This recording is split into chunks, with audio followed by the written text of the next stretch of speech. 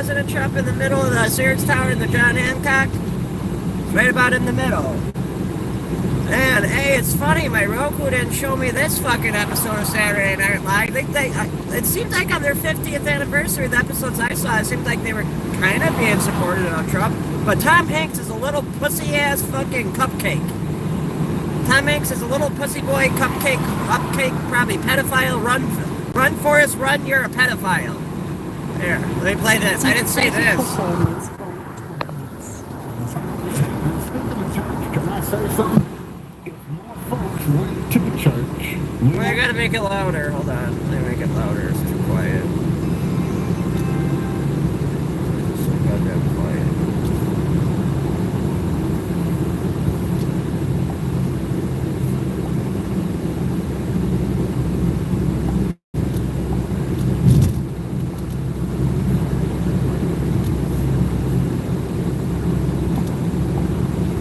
I guess this episode is just quiet. It is turned up all the way. Continuing on. Pussy boy Tom Hanks, run for us, run, to shake the hands of Tom Hanks' idea of a Trump supporter. This is what these out-of-touch dimwits from Hollywood think of the average American. They don't just hate the... If it wasn't cupcake boy, pussy boy Tom Hanks playing the role, this role actually, it still is even a little funny, but I wear a Trump hat. They're stereotyping like a motherfucker on this episode. It's funny how my Roku didn't show me this episode, but they showed me the other ones that seemed more positive towards Trump. And that Roku shit, man, and fake news, y'all bogus. But here, this is Saturday Night Live. I didn't even know about this episode. I'm glad I didn't until right now. Cupcake boy, fruitcake Tom Hanks, pedophile. They hate the majority of their countrymen. You know what? I agree with you, Doug. I'd like to shake your hand, sir. Here we go. No. It's just a handshake. He's wearing a Trump hat, Tom Hanks, and he won't shake the black guy's hand. All right. Well, thank you, my brother. Maybe I'll start a show for you to come on, and we'll call it What Jeopardy. Fuck you, Tom Hanks. That's not funny. Remember when it's a little funny, but was actually funny? It's not that funny because I wear a Trump hat. That's just weapon-grade cringe, bereft of any wit, insight, or anything approaching humour. And Tom Hanks. Hey, but the one with Dave Chappelle, though, that one was a good episode. It was like from 2 weeks ago.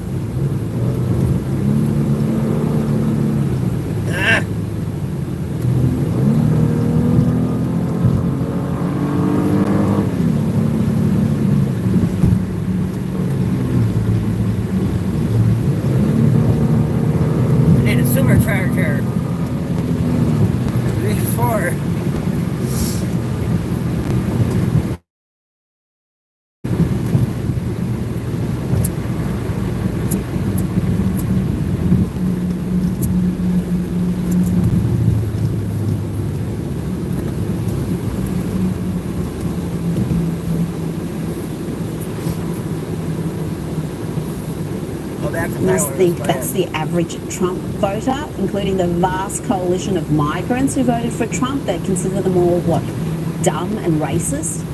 I call that projection. And before we look at... To be fair, all the FEMA workers, like that one at the park, they thought the immigrants were dumb and idiots. I mean, the black dude that worked for FEMA that was fucking with that one day at the park on Elston Avenue in Chicago, even the black dude was like, oh, they're stupid. They don't know nothing. He told me he worked for FEMA. He's like, they don't know anything. They don't know what's going on here. They don't speak English. Like, fucking... I see what you think about the people you're working with. For real. That's funny. Oh, this is a fun intersection right there. It's a good spot. Fun time, sir. Oh, man, this shit all went straight. That was a mistake. Man, I saw a crazy ass oh wow, cool, come under there. I saw a crazy ass accident up under here one day. Like the engine was sitting in the middle of the road right up here. Like right where that white Durango was, the engine was on this lane, right about where that white truck is right now. Ooh, there's a gate to drive up. I wonder what's up there. I'll be an adventure for a different day.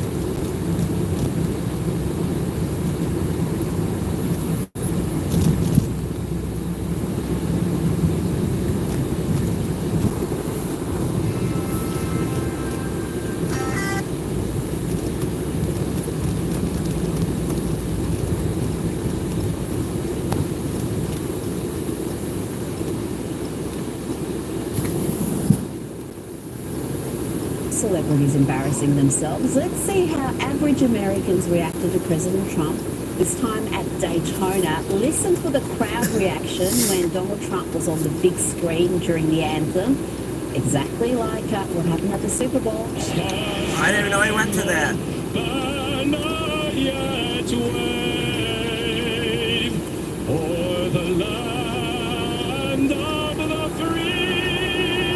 There goes our insurance as they show Trump. Celebrity class, and let's have a look at this brave and stunning bit of activism from singer Sheryl Crow, who has sold her Tesla as a protest against Donald Trump and Elon Musk. What the hell?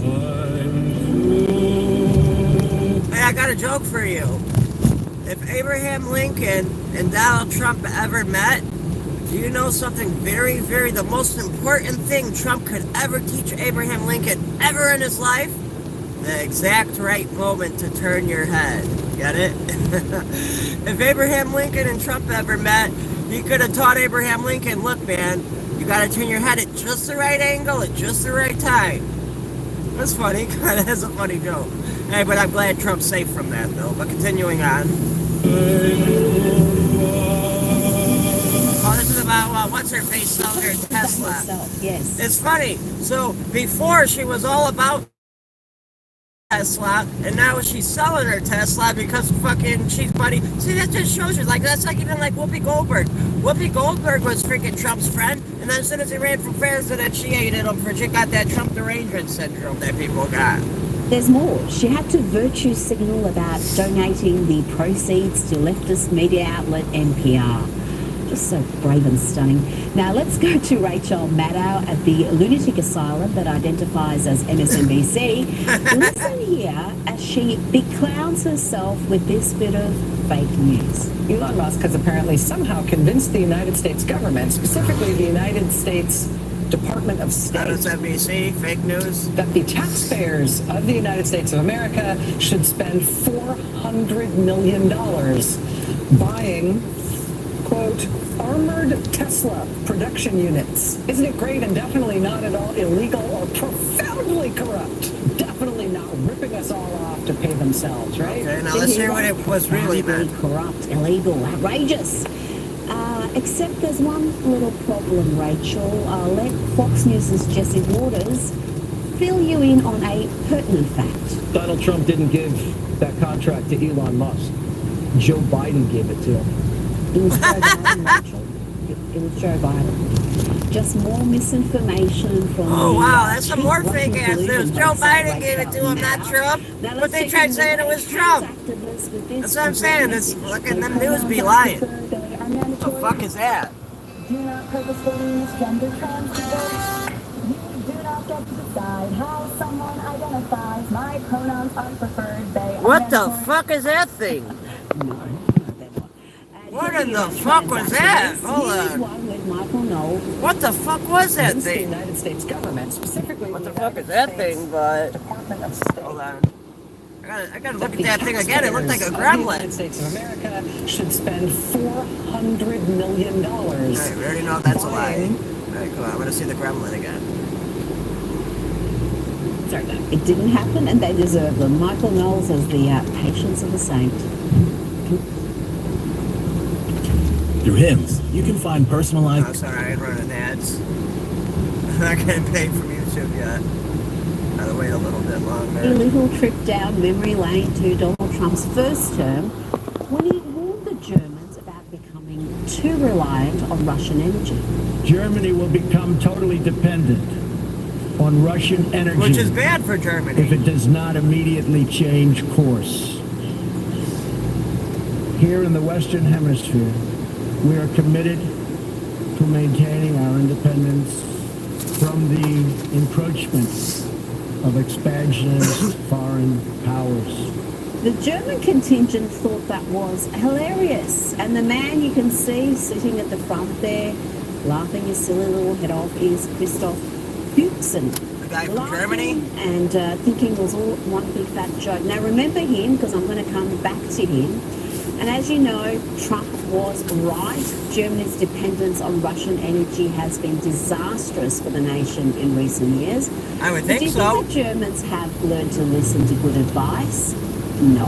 When J.D. Vance gave a groundbreaking speech in Munich last week about the biggest threats to Europe coming from within, when he warned them about the sinister suppression of free speech in European countries, Which we the got back in growing America, anti-democracy sentiment among the elite, Now we and got the it all manner from in which America. that Good allowed job, Trump. millions of unvetted migrants to flood in, well, the Germans were again aghast. You can almost hear the gasps as J.D. Vance speaks.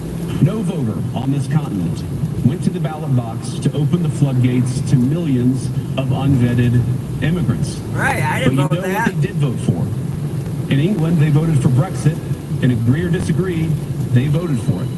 And more all over Europe, they're voting for political leaders who promise to put an end to out-of-control migration. And you guessed it, among the most appalled by J.D. Vance's speech was this guy who had a little cry about it. So let us stick to these values. Let us not reinvent them, but Sounds like a focus little on pussy boy. strengthening their consistent application. Dude Let sounds me like conclude, and this a becomes cupcake. difficult.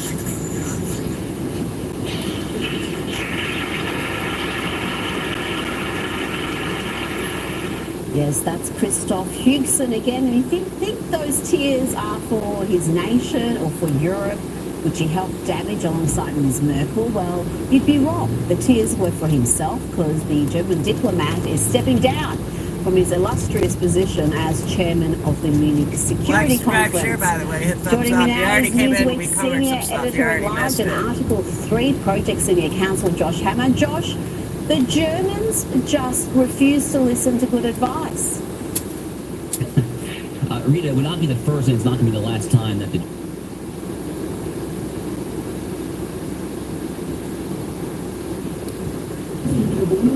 More than 50 similar raids played out.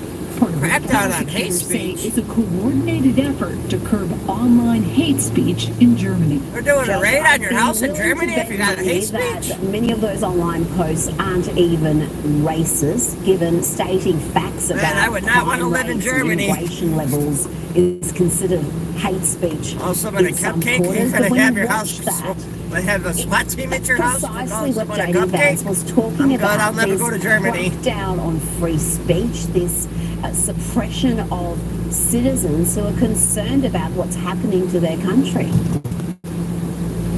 Yeah, Rita, the country of Germany suppressing free speech. What could possibly go wrong? Oh, wait, yes, tragically, we have been down this road before. Oh, yeah, Hitler. But by the way, Margaret Brennan, the anchor on CBS's Face the Nation, earlier in the same day yesterday, well, she was talking about how there was apparently too much free speech, and that caused the Holocaust there. So whether it's Face the Nation I or wish whether I it's explored 60 this Minutes, abandoned CBS hospital apparently right here is all before they in tore on it an down. anti-free speech censorious agenda. Makes you wonder why CBS I was gonna go in there with my friend Ray, but some guy when we were trying to go in like jumped out from the roof. There's only like a one-story roof. It was like an overhang, The state of free and speech we're all like, across yeah, Europe, no, and we're both gonna the pass continent on and that. the UK, is genuinely appalling right now. And the got UK crackheads in particular jumping down from makes the me roof. want to cry. So I'm something of an Anglophile, actually. I love the Anglo-American inheritance. I mean, frankly, Britain gave the Oh, world Cook free County speech in many ways there. Hospital. But Reed, I'll share with you this brief anecdote. So Keir Starmer is the very left-wing prime minister right now in Westminster in London. It has become pretty common to refer to him as two-tier Keir because of his two-tier system of justice. I actually put that on my show and on social media.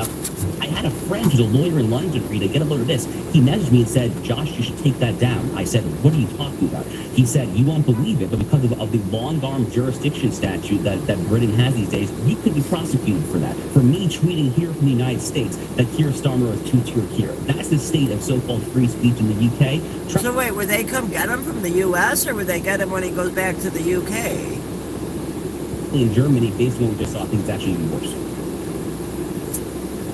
Now let's go to the US. Wait, I gotta hear what he the said Department- again. Hold on. Across Europe, in both the continent and the UK, it is genuinely appalling right now. And the UK in particular really makes me want to cry. So I'm something of an Anglophile, actually. I love the Anglo-American inheritance. I mean, frankly, Britain gave the world free speech in many ways there. But Reed, I'll share with you this brief anecdote. So Keir Starmer, the very left-wing prime minister right now in Westminster in London, it has become pretty common to refer to him as two-tier Keir because of his two-tier system of justice. I actually learned that on my show and on social media. I had a friend who's a lawyer in London, Rita, get a load of this. He messaged me and said, Josh, you should take that down. I said, what are you talking about? He said, you won't believe it, but because of the long-arm jurisdiction statute that Britain has these days, you could be prosecuted for that. For me tweeting here from the United States. Fuck that, that's still bad. I'm gonna tweet some shit like that. Prosecute me for fucking, I'm a U.S. citizen. Come try prosecuting me in the United States for that. Fuck you. I'm gonna do that now just because he said that. I'm gonna fucking make a tweet and say that same shit. What do they say? Two-tier queer? We're gonna call that guy two-queer queer. I gotta go on my Twitter. Do that. What's his name? That's the state of so-called free speech in the UK. Tragically, in Germany, based on what we just saw, I think it's actually even worse. Two-term queer. I'm going to tweet that. Now let's go to the Chancellor US, of Germany where is the a two-term Department of queer. Government Efficiency has had a big win in the courts against the lawfare that the Democrats are launching. I know you wrote about this in Newsweek. You wrote about this so-called judicial resistance movement. State shows that they're so comfortable with flouting immigration law, which has gone on forever and a day in America, and they obviously believe that they're beyond reproach. So he is suggesting that the DOJ go. This is educational. Donald Trump's new Energy Secretary, Chris Wright, yesterday sent Australia another warning. Our government's target of slashing our emissions to zero net by 2050 is destroying our economy. Yeah, it is. And just last night I showed you the head It's of insane, Blue too. He'll move investments Fuck you, I like my gas to the car. US where power prices for a steel maker are half ours or even less. Now, one reason for that is this very same Chris Wright. He headed a hugely successful gas company that used fracking, a technology stupidly banned in Victoria, for instance, but which Wright proved was safe by drinking the fracking fluid used to fracture rocks and unlock gas deposits. Now, as Trump's energy chief, Wright last night gave this message to a London conference of the Alliance of Responsible Citizenship, where he was interviewed by Sky's Chris Dorman. Net zero 2050 is a sinister goal. Yeah, it's a terrible goal. It's very unachievable, right? Impractical. Yeah, I agree. But the aggressive pursuit of it, and you're sitting in a country that has aggressively pursued this goal, has not delivered any benefits, but it's delivered tremendous costs. If you make energy more expensive and less reliable, as the United Kingdom has done over the last couple of decades, you lower the standard of living of your population, shrink their opportunity set, and you simply export your industry. Yeah. That sounds Joining about me right. from that conference is National Senator Matt Canavan, the former Resources Minister. Matt Canavan, good to see you.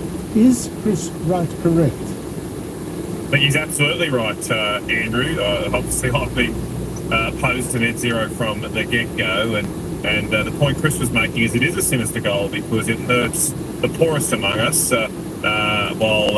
while giving benefit to the virtue-signaling demands of the richest among us. So, to my mind, that is sinister.